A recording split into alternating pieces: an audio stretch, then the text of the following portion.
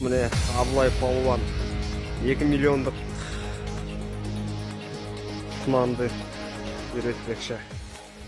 National Geographic деген халықаралық телеканалдан келген суретшілер. Осы Абылайдың видеосын көріп, Шоқоңырдағы арнайы келіп отыр.